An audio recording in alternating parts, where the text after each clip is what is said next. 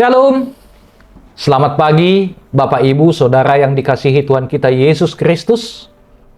Sebelum kita memulai aktivitas hari ini, mari kita mendengar dan merenungkan firman Tuhan. Kita berdoa. Damai sejahtera Allah yang melampaui segala akal, itulah yang memelihara hati dan pikiranmu di dalam Kristus Yesus Tuhan kita. Amin. Firman Tuhan bagi kita saat ini, hari Kamis, tanggal 11 Juni 2026, tertulis dalam kitab Hosea pasal 6 ayat 6. Dalam bahasa Batak dikatakan, Ailomoado rohaku mida asini roha, asa mida pilihan. Jalalomoan mida perbinotoan di debata, asa mida pilihan situtungun. Dalam bahasa Indonesia dikatakan, sebab aku menyukai kasih setia dan bukan korban sembelihan, dan menyukai pengenalan akan Allah lebih daripada korban-korban bakaran. Demikian pembacaan firman Tuhan. Bapak, Ibu, Saudara yang dikasihi Tuhan kita Yesus Kristus, kitab Hosea ditulis di tengah kondisi bangsa Israel yang mengalami kemerosotan spiritual yang sangat parah. Secara lahiriah, mereka tampak sangat religius. Altar-altar dipenuhi korban sembelihan, dan upacara keagamaan berjalan dengan sangat meriah. Namun di balik semua itu, hati mereka telah berpaling kepada berhala dan hidup dalam ketidaksetiaan. Dalam situasi krisis inilah, firman Tuhan hadir sebagai teguran yang tajam, sekaligus pemulihan arah iman mereka. Renungan hari ini akan menuntun kita untuk membedakan antara kesalehan palsu yang dicela Tuhan dan ketaatan tulus yang menyukakan hatinya. Bagi Tuhan, bukanlah banyaknya ritual keagamaan yang dilakukan, melainkan kasih setia kepadanya.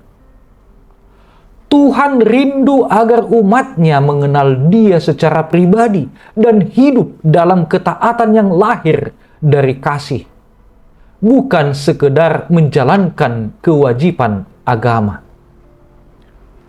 Bapak, Ibu, Saudara yang dikasihi Tuhan kita Yesus Kristus, dalam konteks ini, Tuhan menyampaikan dua hal yang Dia kehendaki.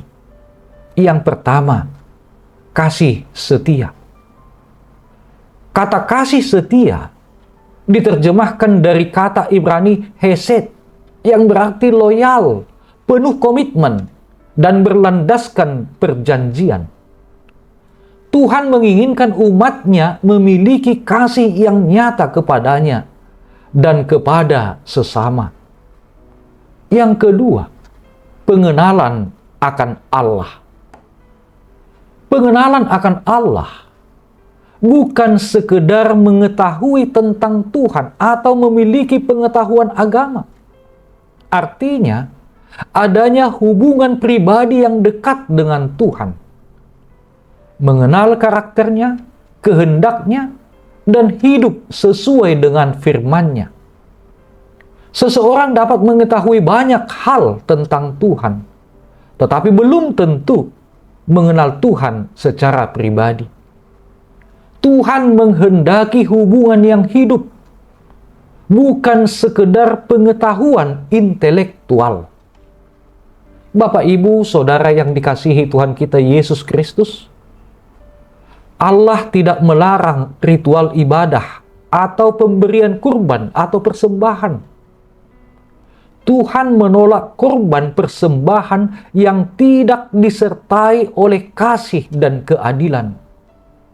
Persembahan menjadi kekejian bagi Allah jika tangan yang membawanya penuh dengan kelaliman.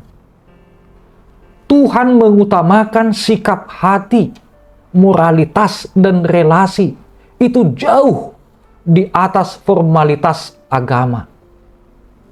Tuhan menegaskan skala prioritas. Ibadah harus menjadi ungkapan dari hati yang mengasihi Tuhan, bukan pengganti dari ketaatan hidup.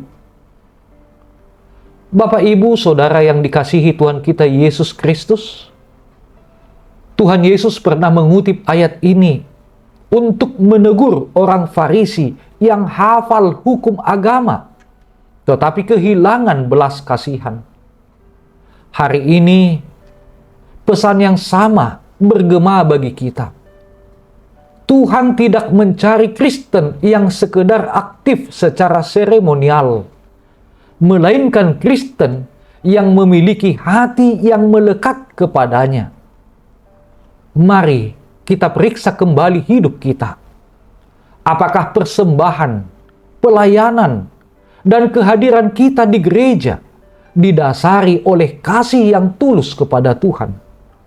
Ataukah itu semua hanya topeng untuk menutupi hati kita yang sebenarnya sedang menjauh dari Tuhan? Mari kembali ke esensi iman yang sejati. Bangun hubungan yang real dengan Tuhan dan pancarkan kasih-Nya kepada sesama. Amin, kita berdoa. Ya Tuhan Allah Bapa yang bertahta dalam kerajaan surga, terima kasih atas firman-Mu yang mengingatkan kami bahwa Engkau menghendaki kasih setia dan pengenalan akan-Mu lebih daripada sekedar ritual keagamaan. Ampunilah kami jika seringkali kami hanya menjalankan kebiasaan rohani tanpa hati yang sungguh-sungguh mengasihi-Mu.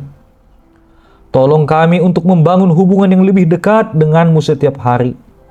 Hidup dalam ketaatan dan menunjukkan kasih-Mu kepada sesama. Bentuklah hati kami agar berkenan di hadapan-Mu. Berkati kami hari ini dalam memulai aktivitas kami. Sertai seluruh keluarga kami. Lindungilah kami dan berikan kesehatan kepada saudara kami yang sakit. Berikan pertumbuhan jasmani dan rohani yang baik kepada anak-anak kami. Jauhkanlah kami dari mara bahaya.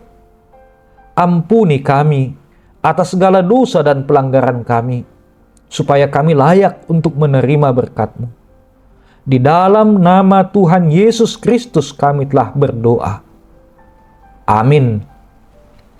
Shalom.